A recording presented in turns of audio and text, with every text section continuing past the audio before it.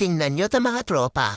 2 hours pa lang tumigas na yung isang basong tubig na nilagay ko sa labas. Alam nyo ba mga tropa kung gaano kalamig ang negative 10 degrees Celsius?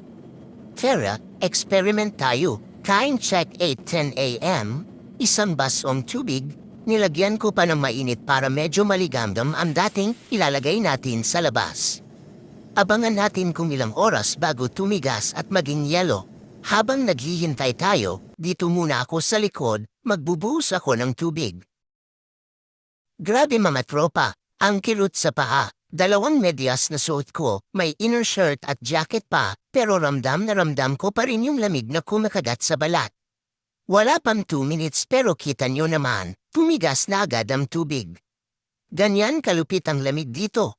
At di lang yan tropa, pati sa makina namin problema yan.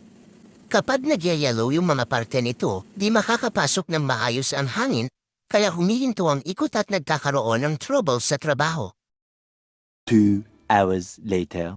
Time check 10:10 a.m., 2 hours na nating iniwan sa labas yung baso. Kita nyo mga tropa, mainit ang sikat ng araw, pero pag sinamahan ng malamig na hangin, mas doble ang lamig. Tingnan nyo ta mga tropa.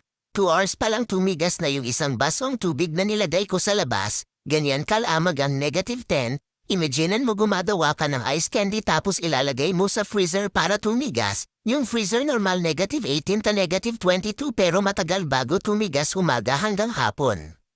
Pero dito ilagay mo lang sa labas, 2 hours lang matigas na. Ito na sagot sa nagtatanong.